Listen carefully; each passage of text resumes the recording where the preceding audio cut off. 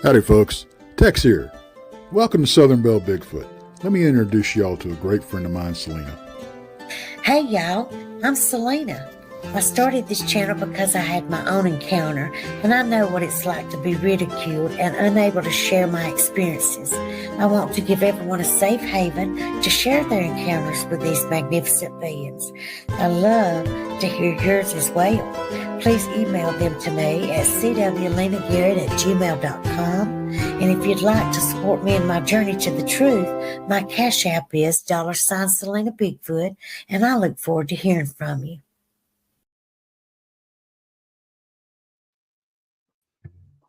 Hi, how's it going, Tex? Good. How are you, girl? I'm wonderful. Thank you for asking. Just a little whoop from working, but other than that, I'm wonderful. I understand that. Man, we got a good one. We got a good show tonight. Tell me about it. Yes, I'm very excited about him. We have Daniel, making sure I say it correctly. What a beautiful last name, by the way. Benoit, but I'm sorry. I don't think I said it. Benoit. Benoit. I'm so sorry. I tried to say it.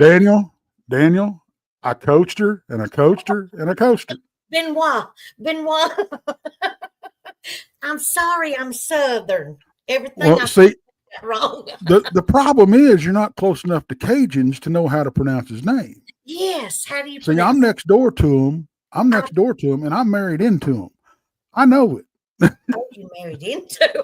Okay, well, then you understand that it's not a name I hear often. And I practiced it, believe it or not. I really practiced it. And then I go and went to introduce him and I messed up. Please forgive me. Benoit. Is that correct? Benoit. Let's get him up here. I don't want to waste time. And I want to read this because I don't want to make another mistake. So let me put on my old woman glasses. We have Daniel Benoit. And he is over wildlife and Bigfoot researching, 15 plus years of experience. He's the founder of the East Coast Bigfoot Researchers Organization. And I'm very excited to have him here. Come on out, Daniel. Hey. I tell you, you got me backstage cracking up laughing. I'm loving it. Go ahead, make fun. It's all right. I deserve it. I was going, Benoit. I even because I'm surprised. Because Benoit should be a very common name down around Louisiana in Cajun country. But my father's side of the family, his father. We're Canadian French, but so. But still, that it's a common name down south. So it should, yeah. Especially for those who follow the old wrestling, good old Chris Benoit, the Canadian crippler. But there's no relation, even though he had a son named Daniel. I know. I was like, of course, I do a true crime show, and we did one about him. Oh, cool. And it's. And I'm like, man, how many questions do you get a day about that? Every time you run into a wrestling fan. But absolutely. Hey, no matter how you say his name, this man is impressive. And I was just excited, to hear his story and how he got into this in the first place. And I know how I got into it, but I am curious at how he got his start at maybe, his first sighting, things like that. So do you mind opening us up, Daniel, telling us how you got started in the first place, interested in your first sighting or anything?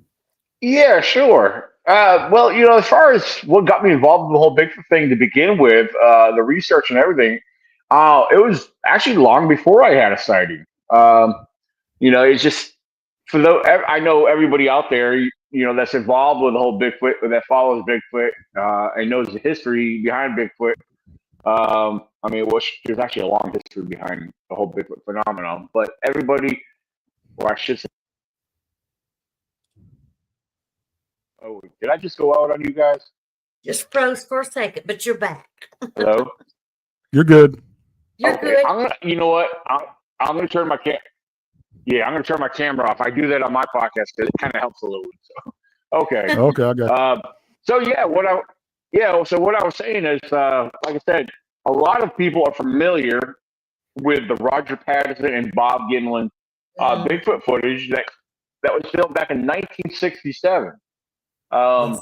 Now I will tell you, and again, I think this was something that started it for a lot of people. But I will tell you, it was a big part of what got me more involved in the whole phenomenon. I was, growing up, hunting in the woods, playing in the woods. Um, you know, Bigfoot, is wasn't something that was not a part of my life, but it was. I was aware of it. You would hear about it, watch a movie or see something on TV, but nobody I grew up around ever mentioned or talked about it. But some years later, when I started watching the footage, and seeing these documentaries, something opened the door for me. But it was watching that video footage of the Patterson film that really intrigued me. It opened up like this spark of curiosity. And Yes. then later on, then you start seeing these other shows that where they try to debunk it. They try to dive down and dissect everything about that video footage. That there really pushed it even more when everything is pointing towards a real flesh and blood creature. Mhm. Um, so that really got me like, okay, you know, here I am. I'm out in the woods. I know how to look for signs of this animal, that animal, this and that. And I question myself too. I said, have I ever seen something out there that I never really thought of? Well, okay, what could that have been? Maybe I did and thought it was okay. This probably belongs to this or that. But it opened up this world to me to where I was more alert. My senses exploded. I was really paying attention to things a lot more, and so I started looking. I wanted to find answers for myself, and I wanted to see, okay, if Bigfoot does exist, I want to know if he's in these woods where I'm going at. A lot of my research, even though I grew up here in Virginia, a lot of my research, a big part of my research, took place up in Pennsylvania, and so I had some time to explore up in Pennsylvania. And for those who don't know Pennsylvania, I'm going to tell you what, here on the East Coast, Pennsylvania is probably one of the squatchiest states here along the East Coast. It's a very large state, and there's a lot of remote forests up there. And if you've never been there, I encourage you to take a trip and visit a lot of the state game lands and the national forests. So, but with that being said, that's where I started a lot of my research. And I found a few things up there. But it wasn't until I haven't had my first sighting. I never had a first sighting until 2014, when a group of us were doing a group camp out that I was hosting right here in Virginia.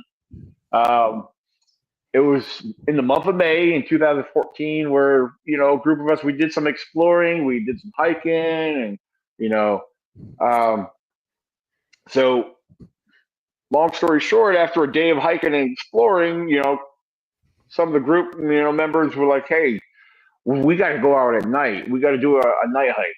And of course, I was all about it. So sure, why not? That's what we're here for. But so I think it was later that evening when it was still daylight. Um, we had set out on foot from our camp to head down to the lake. All right, so the lake was probably almost a mile. So, but we packed up, whatever we're taking with us. I mean, we pretty much packed up kind of light. We had a few of us had backpacks. Maybe bring a bottle of water. We brought a couple of our gizmos and gadgets. Um, we did have night vision. We had our parabolic mics. Um, but like I said, we made it down to the lake. And what was nice about getting down to the lake, usually there's people parked down there to go fish around the lake. Uh, and this was during the middle of the week. So when we got down there, it was to my surprise, there was not one soul down there. So it was great. We Nice. were able to have the lake to ourselves so we could focus and listen and do what we want to do. And keep in mind, there was a total of six of us. And we got down there and we decided to pair up in twos and spread out around the lake. So, of course, as we spread out around the lake, um, you know, we did what we were able to do. We weren't trying to do nothing crazy. We were there to listen, observe.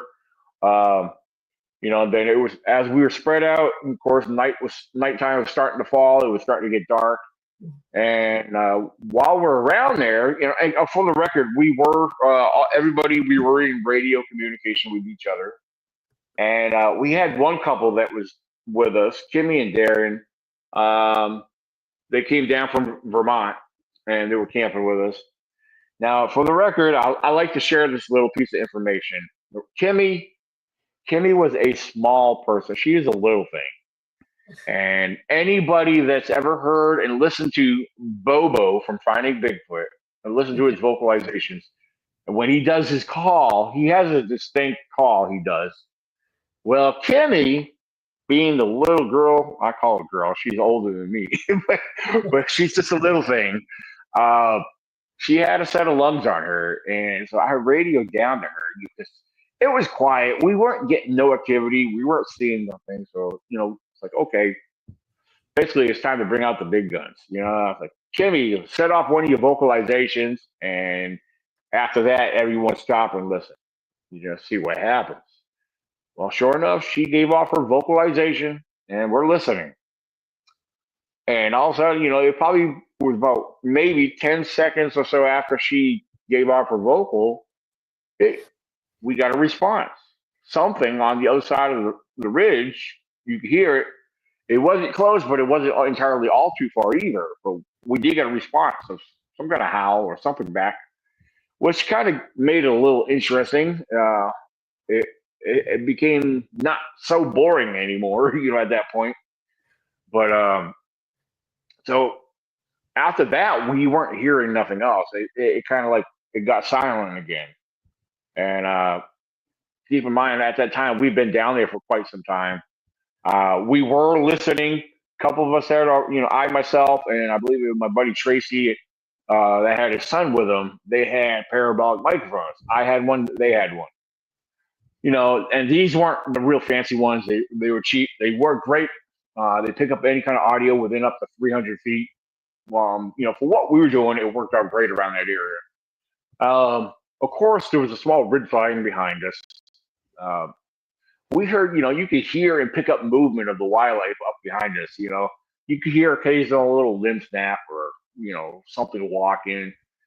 I just mainly, I never got excited over anything I was hearing up there. I was like, okay, it's the evening. Deer are moving around. Deer are moving in. There's a lot of deer in this area. So I didn't think much of it. However, it got to the point where, okay, it was real late. And we all decided, hey, guys, let's regroup. It's midnight. We got to head back to camp, and then we could do whatever we want from there on out. So sure enough, we got together. We regrouped at the front of the lake where Kimmy and Darren were set up at. And so we headed back to camp. We were walking back, and we formed basically a single file line. And and we weren't keeping quiet because we weren't trying to keep quiet at that point no more. Everybody was talking amongst themselves at normal tone, and so as we're walking out, I'm basically the person in the front of the line. I'm like leading everybody out, and I'm listening to everybody, and occasionally I'll respond to somebody talking. But I'm walking around, and we all have our headlamps on, and a couple of us had some bright headlamps. So we're walking along, and I'm looking up ahead, and all of a sudden, here's this deer walking right towards us. I was like, what I thought was interesting that this deer did not seem spooked or nothing, And here it is. I got as close as maybe 10 feet away from it. As I was still walking. We were all still walking, and the deer was still walking right towards us. And it was just nonchalantly just coming towards us, and then all of a sudden it turned off, went more into the tree line because we were walking down the edge of the forest road that on the lake entrance, and it just turned off like we were nothing. Like it didn't feel threatened or nothing by this. I just felt that was kind of odd. I don't know. I didn't know what to think about that, but I'm watching the whole thing. Of course, all I saw was most of what I saw from it was the eye shine and, you know, part of the body as it walked off, but it basically just disappeared within seconds into the darkness. And so I was like, wow, okay, whatever, you know. Continue walking, and right after like the area where it turned off, and we're walking just past that, and I'm looking up ahead over on the opposite side of that road. Something catches my attention, and I'm looking at it. What the heck am I looking at? All I saw was something bright and yellow reflecting. And here I am thinking, because in the national forest, you do have these random little yellow signs. There are little yellow signs tacked to trees or whatever. And usually what they say is like no vehicles beyond this point. And that's what I'm thinking I'm seeing. I was like, that's an odd place to put something like that. Why would they put something like that right there? There's no roadway there. There's nothing that, you know, it's not a trail.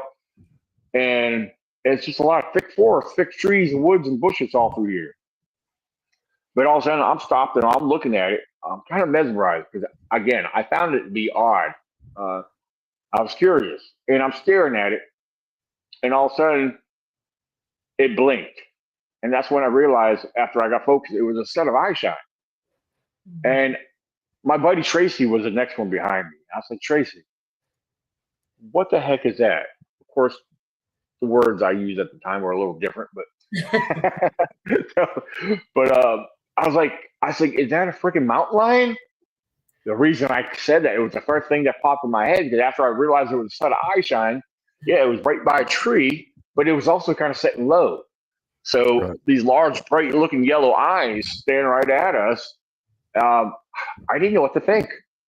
I was like, it was sitting low. I was like, I didn't recognize it. The only other animal at nighttime, I will tell you, I've ever seen with bright yellow eyes, look at a raccoon. A raccoon will have bright yellow eyes if you shine light on.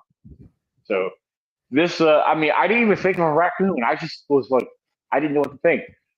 All I know is after he spotted it and saw it with me, we watch it like real fast, zip off, like shoot off to its right and like go further into the woods.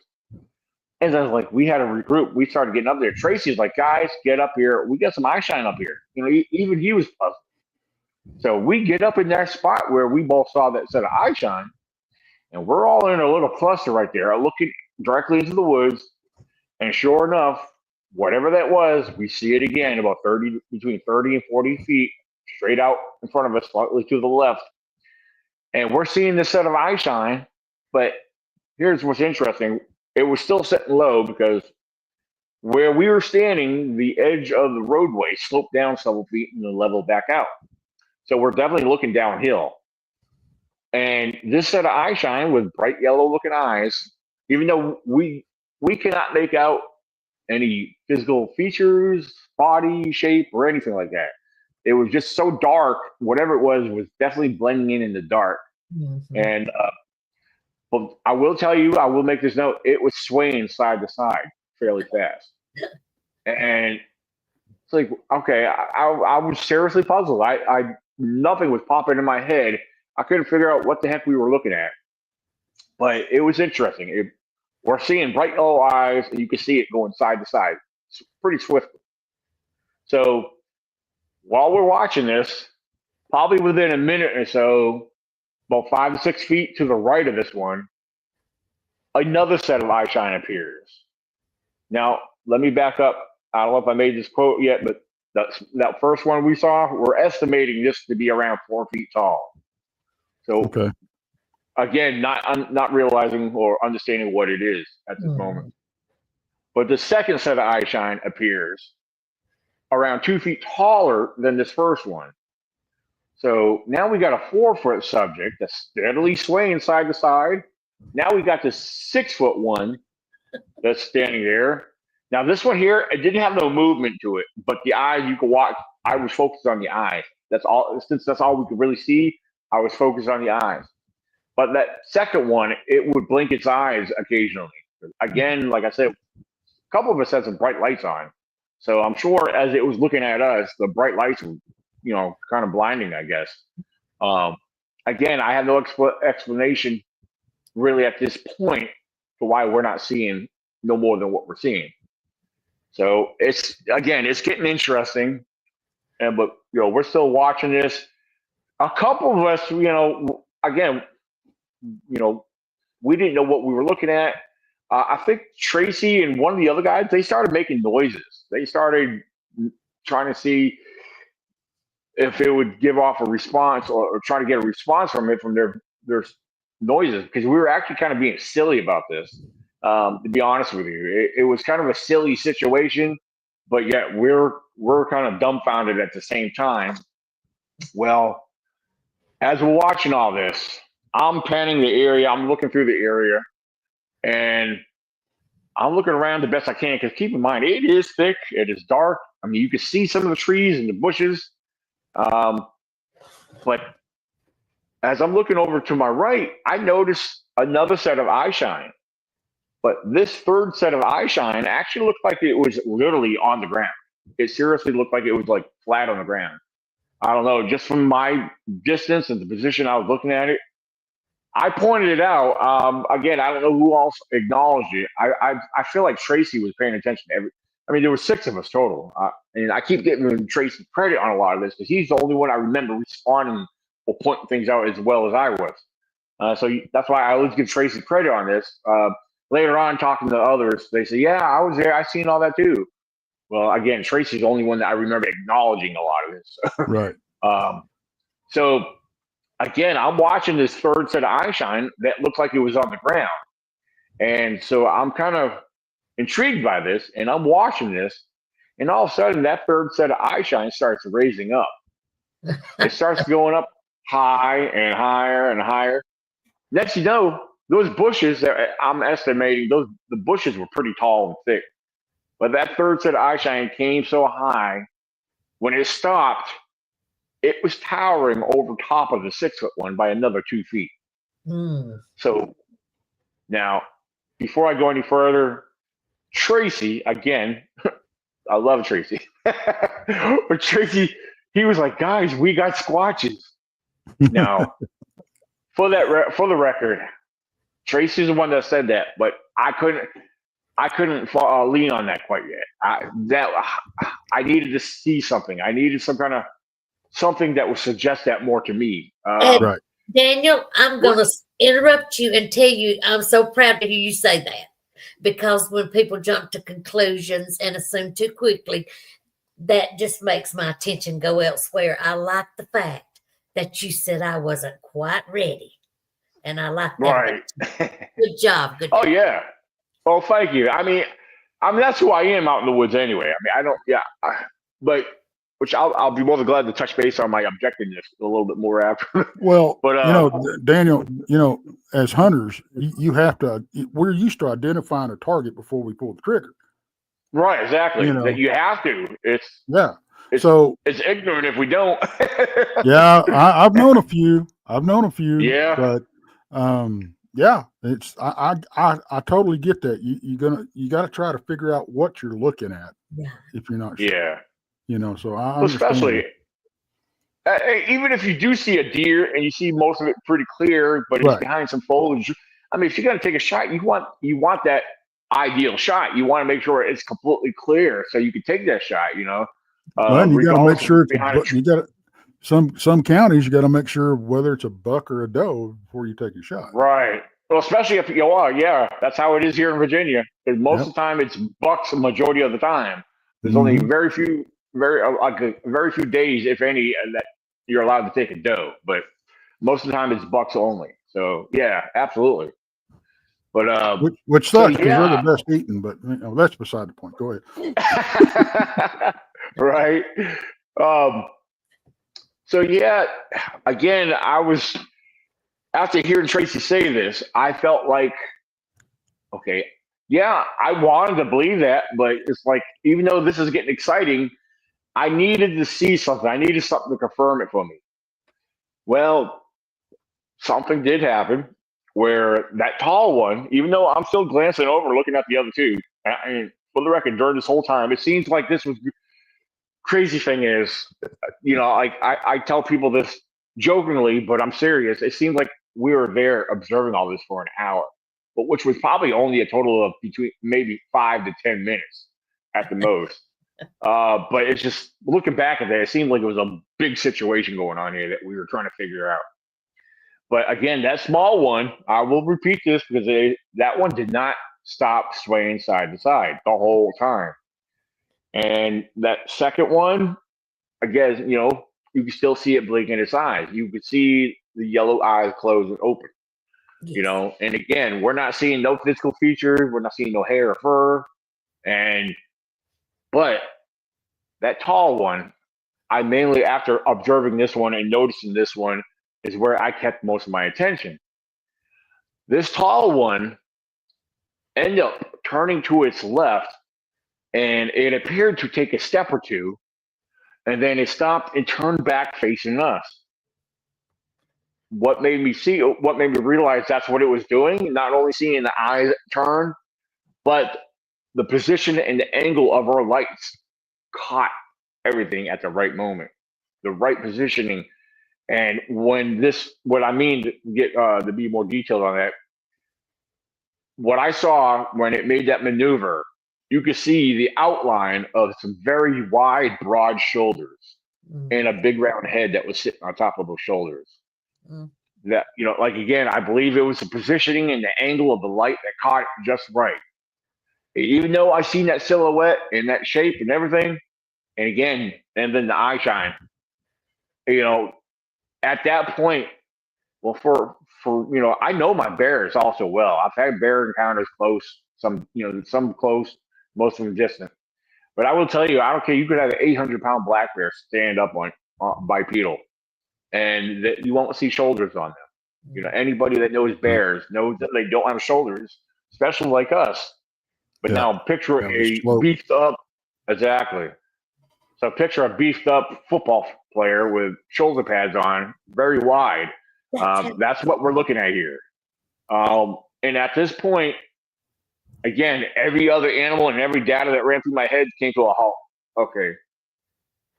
This narrows it down. From what I saw, nothing else in these woods are going to have wide, broad shoulders and a big round head.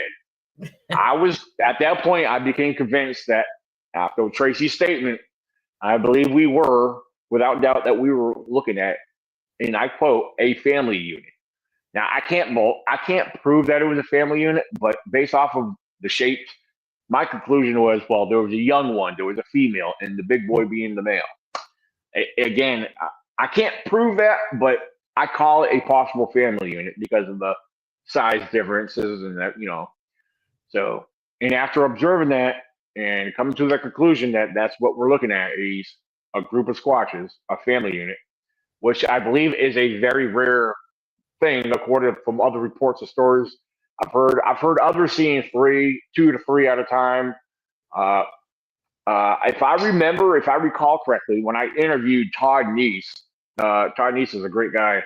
If I recall his story back when he was doing an army exercise when he was still, I recall him even mentioning this is out in Oregon or Washington. I forget. I think it was Oregon State, I believe, where they were doing some kind of exercise and they were working in the woods when he had one of his sightings. So, I don't know how many others have. I don't recall too many others, but yeah. But I'm not afraid to say, hey, there were 3 of them there because I know that's what there was. I was observant. I know 1, 2, 3. Simple now. I mean, what else? What else is going to be in the woods with wide, broad shoulders, standing at 8 foot tall? I think there's so much we can rule out on that. Yeah. But one thing I want to continue on, apart from that encounter, that little situation, a year later, in the month of November during 2015, it was hunting season. In that same section of woods, I was actually camping just around that corner on the outside of the area and in one of the other spots that are it's right around the corner from where that took place. And same section of woods, just around the corner. I was camping there, and for the record, there was one other camp spot next to me, which was a bigger opening area. I was in the smaller spot, but nobody else was in this area camping. So it was great. I had this spot to myself. I could stay. I don't have to go too far to hunt if I didn't want to during the day. But yeah, I don't remember the exact day this took place, but it was in November of 2015, just around the corner. Well, after hanging out around my campsite, it was nighttime. I had the fire going. And I'm sitting there. It's so quiet. Besides hearing the fire, I was actually felt kind of bored. I was wide awake. I didn't feel tired, at this point. And again, it's probably around 10 o'clock. I decided to get up out of my chair. That's just a few feet from the fire. My shotgun leaning against my vehicle, and I grabbed my spotlight. I had a spotlight, and for those who know the spotlights, they got a trigger on them, like if like a gun. Well, I decided to grab my spotlight, but I didn't turn it on. What I did, I walked out to the middle of the forest road, and I do this on occasions. I've done this when on other group campouts. I'll bring people out there. Hey guys, don't turn the lights on. Let's walk out here in the darkness. Yep. And I can't really explain why I do it and why I developed that because I guess perhaps I don't want to startle nothing that might be there. I guess that's why I don't know. I just started doing it. It's something I developed. I do it a lot by myself because I'm not really afraid of the dark. Although there's been a few moments I've been startled by a few things, but Daniel, I'm the same way. I'm the same. If I've got enough light by the moon, I won't turn. Oh yeah. Oh, as long as the only thing I worry about is breaking a dead gum ankle. But it's more people need to do that because it's you have so much more. And I think just naturally it enhances. I don't know. It's like your ears go up a level when you can't see so well in the dark. Right. Yeah. But anyway, I'm sorry. Go ahead. Oh no! You're totally fine. I don't mind being interrupted at all. So, but so like you were saying, as far as breaking an ankle or something, but like I'll let you know the layout of the area, like where I was set up at. The entrance to that campsite was kind of, I don't want to say broad. It was kind of narrow, but it was wide enough to where I could easily walk out to the road. But so that's exactly what I did. I had grabbed my spotlight, again, not turning it on, and I just walk up. I'm walking out to the middle of the forest road, and I'm standing there, dead center on the road. The forest roads, they're not that wide. Right. But so I'm standing there facing the opposite tree line away from a camp, which is probably about 20 feet away. I'm just standing there, basically hands by my side, kind of looking around, even though I can't see nothing.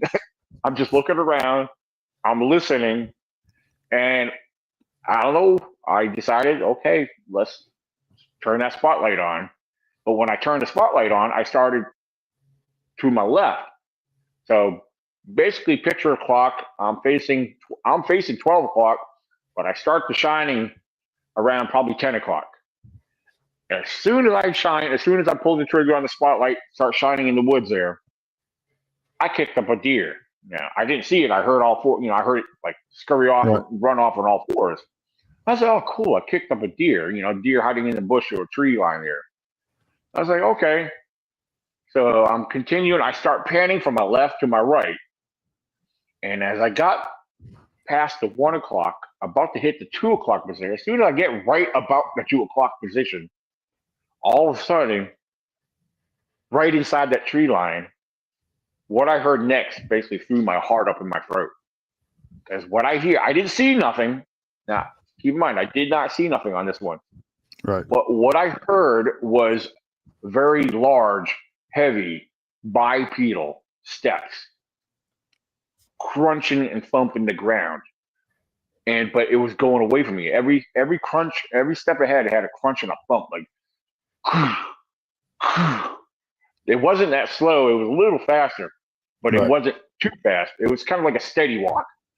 But when I heard this clear as day, again, I'm by myself. I'm very vulnerable. I have no weapons. The only thing on me right now is my keychain hooked to my belt loop.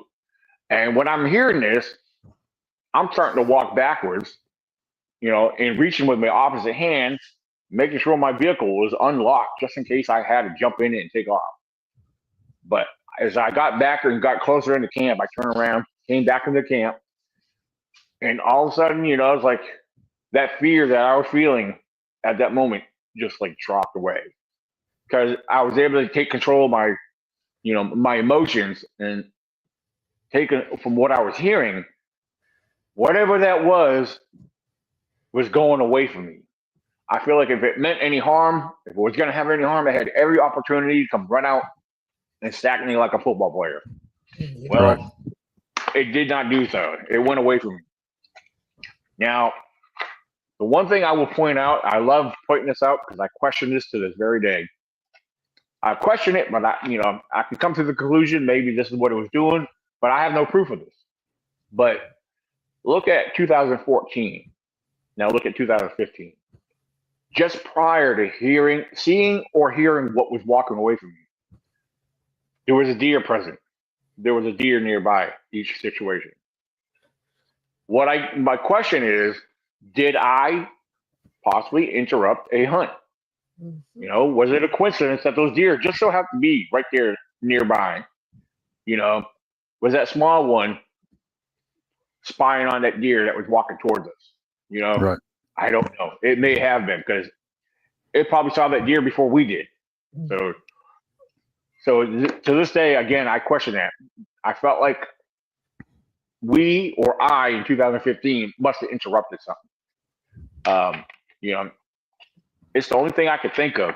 And I question that. I was like, I like to believe that's a good possibility. I mean, it's very possible that's what happened, Yeah. But yeah, that was my two main encounters from 2014 and 15. I mean, over the years here and there, a few other things. I've had things like I've had large rocks thrown at me, deep down on these deep trails, in other parts of the national forest. I mean, so that was obviously squirrels, right? Oh, it had to be. Yeah, a squirrel on steroids. Yeah, exactly. Those 6-foot squirrels. Yep. Exactly. Oh, and by the way, just so I don't appear rude, y'all know that Tex is giving me computer classes, walking me through working my computer, and until I ace this thing and he gives me an A+ on my test, I won't be doing interviews by myself because he's helping me run everything from where he's at, so in another state. So I just wanted to say thank you, Tex, for all your hard work, and I know it's a lot. My pleasure. Well, I'm sorry. Well, with that being said, that's cool because when you have a partner to help you out on these, it's always a good thing. I think because that's why like my friends, part of my research team, Melissa and David Lester, they are part of my ECBRO research team, the East Coast Bigfoot Researchers Organization. They do a lot of investigations with me. We share reports together, but just till recently, up to a couple weeks ago, they just started joining. They always watch the podcast, but now they're in it. So, and they help co-host, they help ask questions, and I love that, because they think of things that I don't think of things, because David and Melissa, they're both retired Army personnel. David's retired both from the Army and law enforcement. So, having that background, they have a keen, clear mind. They know the questions to ask. So, and I really love that. So that helps a lot with me, So yeah, it's always good having co-hosts with you. He's sure. Awesome. Oh, and one more thing. Y'all notice I've got a very big baby in my life. But I wanted to tell y'all to give a public thank you. This cup, oh Lord of mercy, I've done forgot what it says. That's how much I got on my brain. This cup means a lot to me. It says, "Just a girl who loves Bigfoot." This was a gift, y'all, from Sandra and Mike Walker from Glencoe. And I just thought that was so precious. And I wanted to give them a public thank you. This is the second thing I've owned with the word Bigfoot on it. The first thing would be the awesome print. I've got to show y'all. I don't think people realize it's how awesome the. Did you just I just did a tail. I just did a dog's rear or something. But anyways, I got I got a few Bigfoot mugs. They're up in the cabinet though. But this one here in particular. I love this one because I was able to put. wow. I got this off of Amazon, but I was able to get this part. See if I get it close enough to where ECBR or researching. Yeah. I like that. But yeah, you could. It comes with a little metal plaque on it, and you could upload your own image and everything to it. But yeah, I got this off of Amazon. Love that. Yeah. Okay, that is so it's got cool. the aluminum. Yeah, you can have hot or cold drinks in here, but yeah, I use it for coffee, hot chocolate. Even put my beer in there sometimes. So. You and Tex keep talking because I'm gonna come back with something I think's really cool, and I'm gonna show it off. So y'all keep talking, and I'm gonna step out for just a second and grab something. Oh, okay, absolutely, absolutely. Teacher, tell me what to do to step out. I got you covered. Okay, thank you. Yeah. Lord. Yeah, she'll learn that she can remove herself from the later on. Oh yeah. So, what are you getting back to the whole flesh and blood and all that kind of stuff? Where are you at on that? Because I know there's a lot of people out there, and I'm counting myself. I mean, we've been out there and experienced things we just can't explain. Right. You know? And I have a few weird things I've well, not here in Virginia per se, but I've seen something up in Pennsylvania almost a year ago because I was up in Pennsylvania for just under a year, and I did a lot of exploring up there. Which again, a lot of my research started in Pennsylvania, right? But again, I was exploring a lot more while I was up there for, like I said, several months, and I've seen things that only up there because Pennsylvania has a lot of strange stuff up there. Right. You hear a lot of UFO stuff. You hear a lot about this and that. But so real quick, I mean, what I see and witness. Oh no, go ahead. What part of Pennsylvania are you running around in? Mostly when you do this? I don't get too detailed. Just general part. Oh yeah. Well, I could give you the state forest because the state forest is not just one area. The state forest, you might have part of it over here, and 50 miles over here is the rest of the state forest. Pennsylvania is weird on that kind of stuff, but I will say Forbes State Forest. Okay. There's different divisions of the state forest up there, and yeah, Forbes State Forest is a very interesting, watchy location. So if you do get up to Pennsylvania, that's a good area to start. However, there's other locations which I plan on doing the more investigation, which I've done very little in. I've been in Bedford, Virginia, which is just east of. All right, for example, I was staying in Somerset County, which a part of Forbes Forest is in Somerset or on the outskirts of Somerset. If you go east of Somerset, if you're ready. Yeah, I was investigating parts of Bedford. Yeah. So yeah, I was parts of Bedford, but so yeah, Forbes is an area I've checked into and investigated, but the Allegheny State Forest, I'll be doing some research and exploring up there very soon. Probably around the beginning of June. Can y'all see this? Oh, yeah. This is the coolest thing ever, y'all. And I hope I ain't going too low. Y'all look at this. Lord. This is not awesome. This is Texas. Oh, I like that. Isn't it cool? So y'all need to order one of these from Texas Front Porch, TEX''S Front Porch. It's so cute. Nice. Very nice. Thank you, Selena. Hey, while we're doing that, I do want to, while I'm thinking of it, because I got it right here in my hand, there's a book I want to go out there and promote. Really quick, absolutely. Which I do this on occasion. It's not my book. However, it was sent to me. This copy was sent to me. It was recently published at the beginning of this year by Kenny Irish, It's called Ah, American Monster Hunters. Yeah, by Kenny Irish. You can find it on Amazon. It is available on Amazon.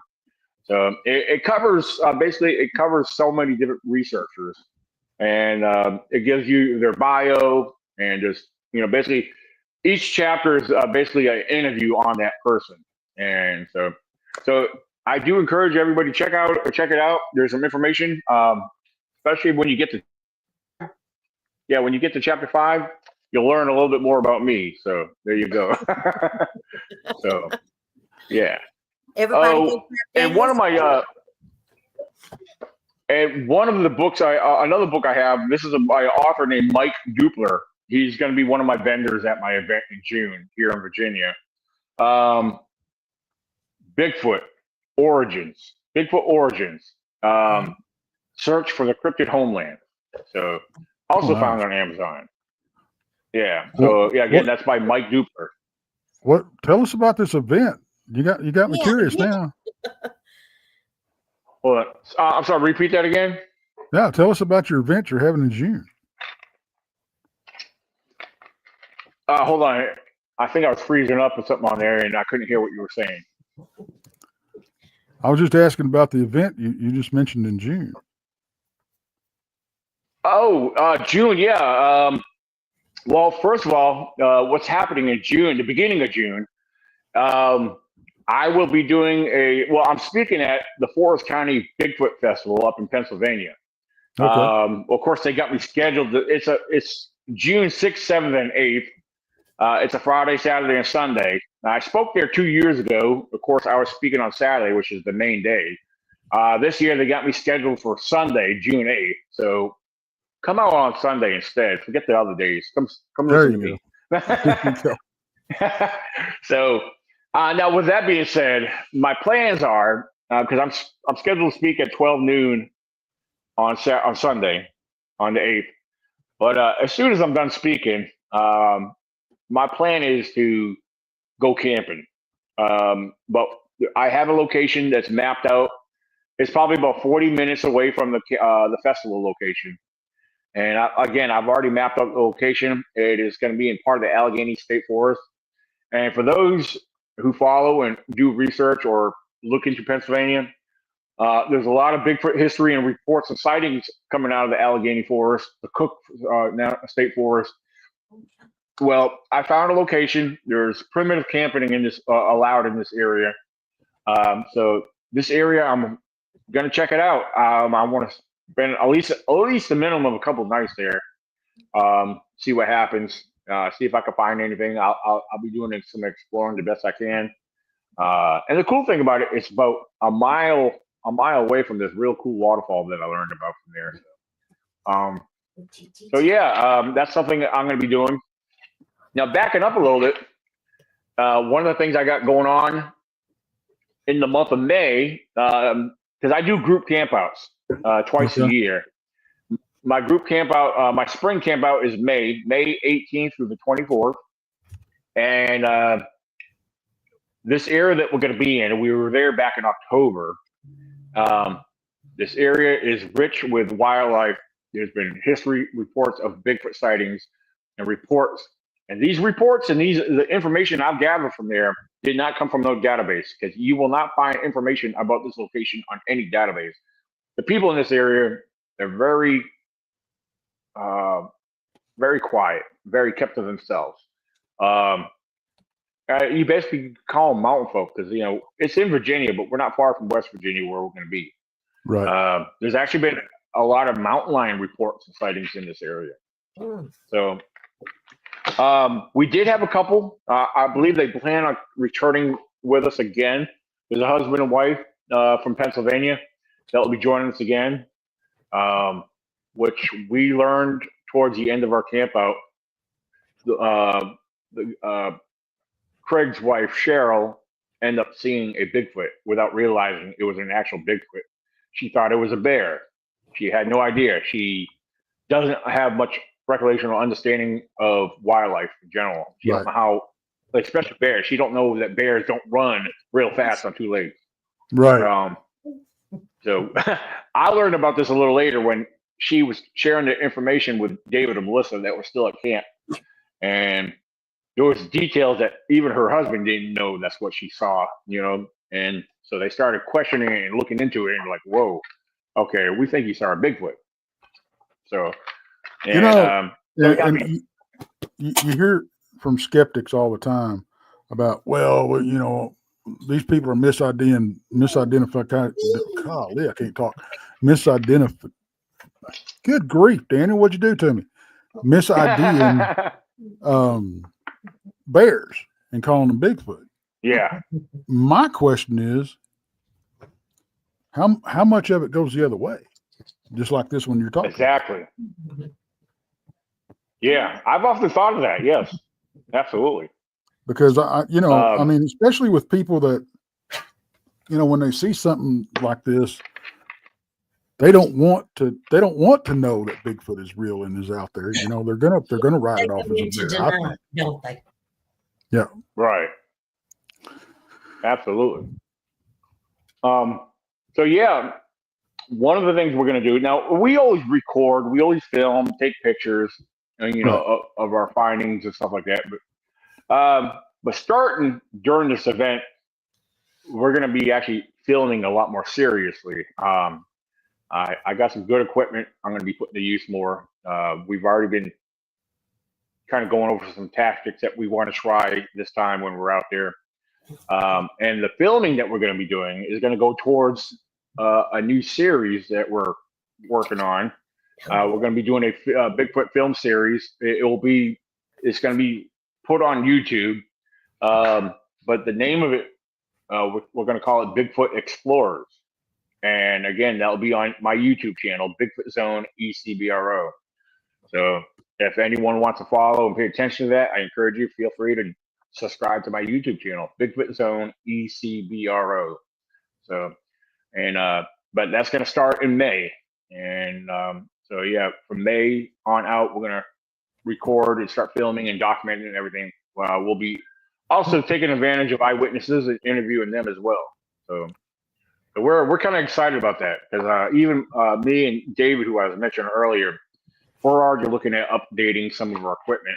We've been in discussions like, okay, he wants to get a parabolic mic like I got. I got a real good one who I bought through Robert Kreider, who owns Kreider Explorations.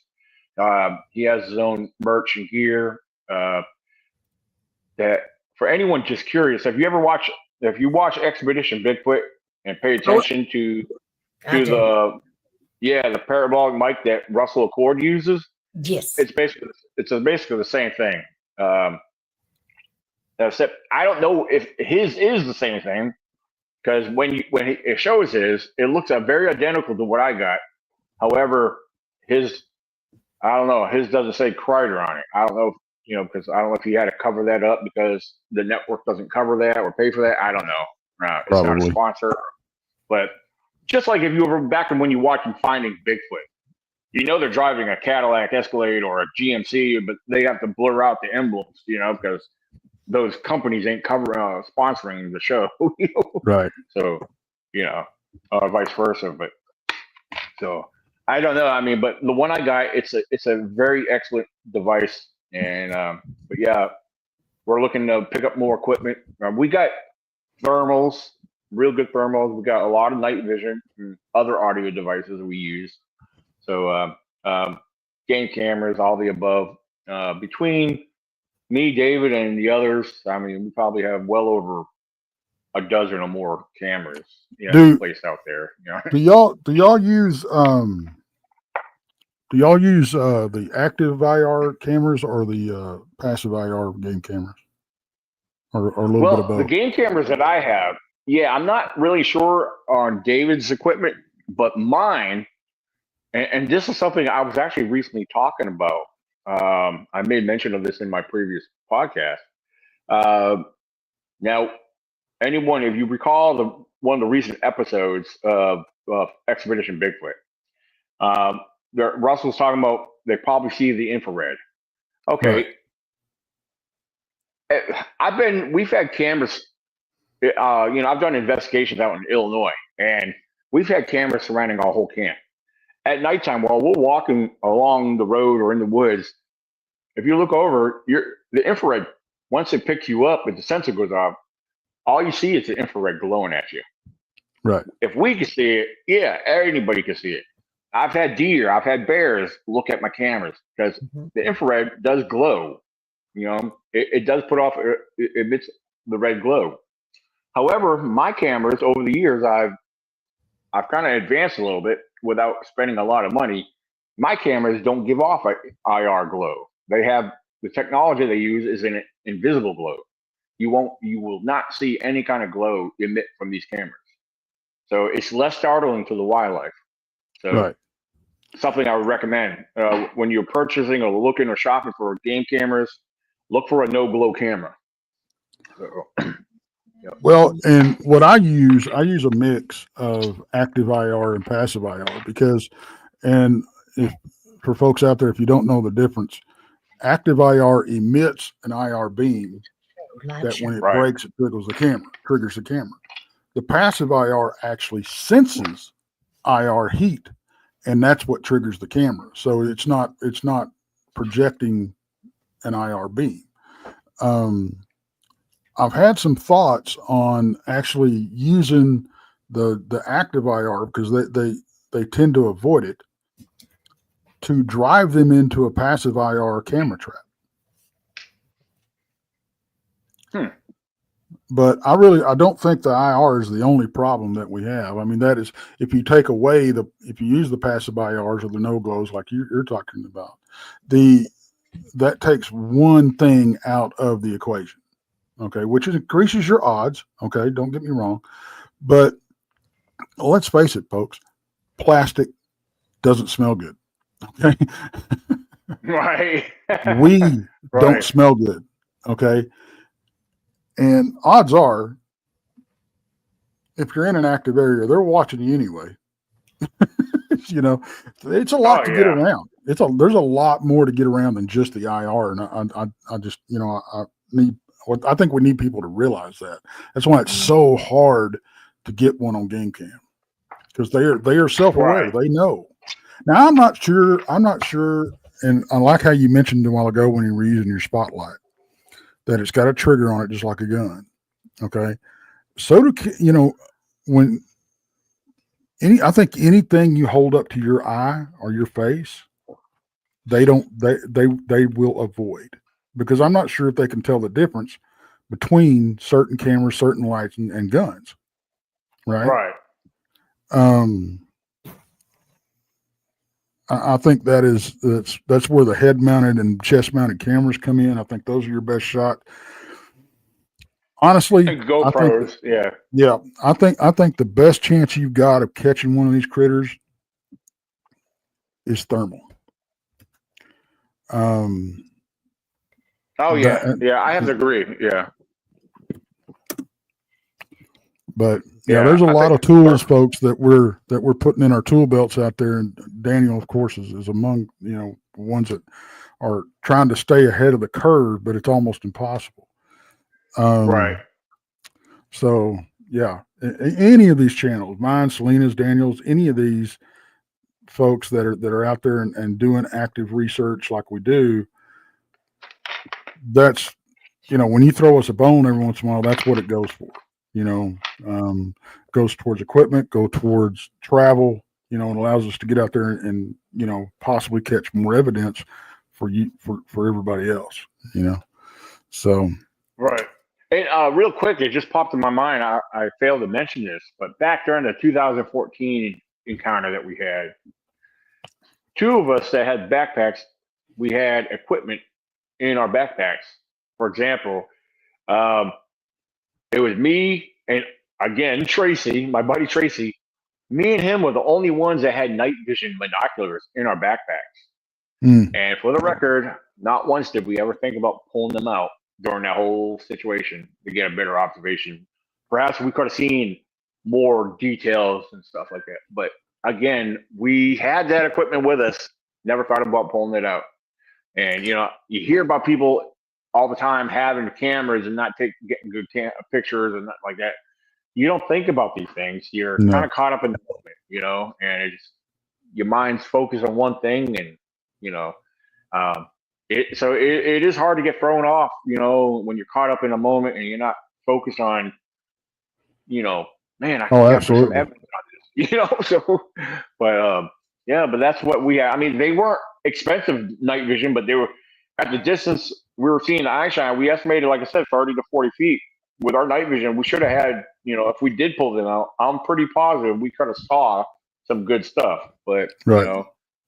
not But then again, once you start rooting around in your packs, you could have swooped them. Yeah, that's true. Yeah, absolutely.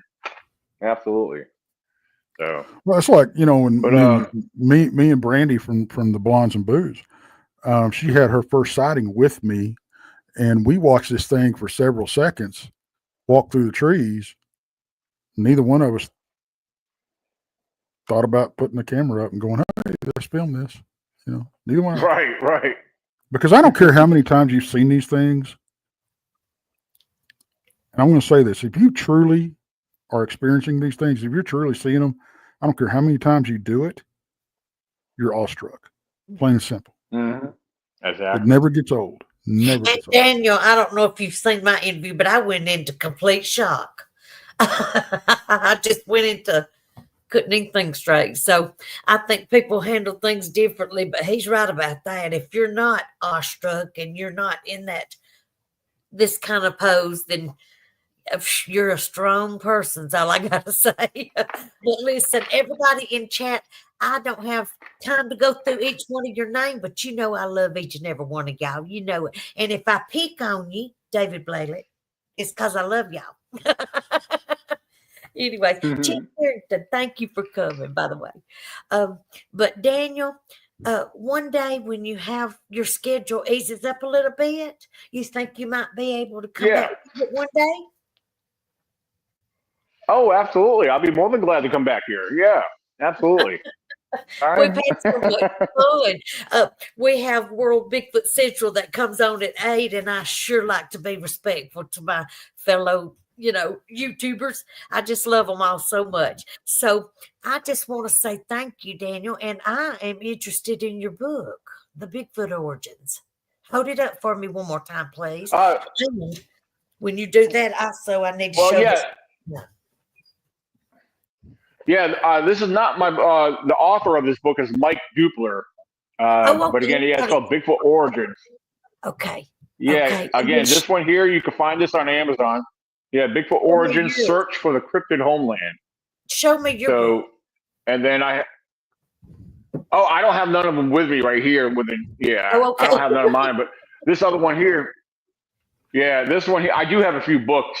They're more research field guides, but this one here is the newest publication by Kenny Irish called American Monster Hunters. So I definitely would recommend checking this out if you want to learn more involved. So again, both of these books can be found on Amazon. So absolutely. Well, Daniel, I'd sure like to have you back. And matter of fact, everybody I've had so far, I want to come back for part 2. We've done pretty good about having, what do you call it, instead of 2 for 2, about 5 for 5 so far. So I've enjoyed you and can't wait to learn more and the rest of your experiences. And so, but reach out to me. I don't like to bug people. I really don't. But reach out to me when your schedule slows down a little bit so we can enjoy you and get to know more and more about you.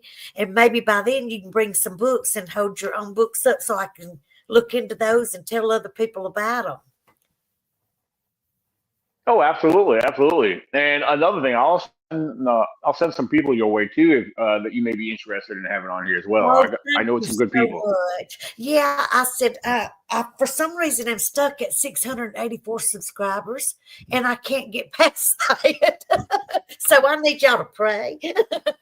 But look, y'all, check this. Sometimes is this not a cool design? Yeah, it's Texas front porch. Yeah, sometimes your subscribers. Sometimes subscribers kind of come across as being slow picking up, but you might all of a sudden you might see a major jump eventually. So YouTube's funny like that. 4 times 3 Yeah. is asking me where he can see my pictures. 432 is asking me where he can see my pictures. You can see them on at Southern Belle Bigfoot on YouTube. You can see them on World Bigfoot Central. Boy Duke had them blowed way up for me. MK Davis cleared them up in like one day where you could see a little better. So you can see them on my channel. You can see them on World Bigfoot Central. They've been on several different channels. And I've just finished an interview with Sasquatch Theory and Bigfoot Society. They'll be out in a couple months. So y'all just keep hanging in there. My shows are going to get better and better. Thank you so much, Daniel. Now, what is the very last thing you want to tell all these beautiful people? Well, I mean, the only thing I can tell you, if you want to keep up and follow some of my research and what I got coming up with projects, a lot of it I advertise and promote on my YouTube channel itself. Again, that's Bigfoot Zone, ECBRO. Feel free to check it out, subscribe, stay on top of the content, especially for the new series that we plan on doing starting in May for Bigfoot Explorers. It'll be unscripted. Oh, awesome. Our show, it will be unscripted. We're not part of the entertainment industry like what we watch on Travel Channel or Discovery, but those are fun shows to watch. Is it just clear? Is it not the best part when it's unscripted? That's the best part. I mean, if we find stuff, awesome. If we don't, well, I mean, that's the way it really. I mean, most of the time, that's the way it goes. You can't. Right. People expect when they watch these shows, they're going to expect to see something or have some kind of suspense. Yeah, and we're going to give you the real deal. If it's boring, I'm sorry, but that's the way that's reality. That's life. You can't expect a Bigfoot to pop out on you or catch a thermal image every time you're out in the woods. It doesn't work. That's not the real world. It'd be nice if that happened to the people that are curious.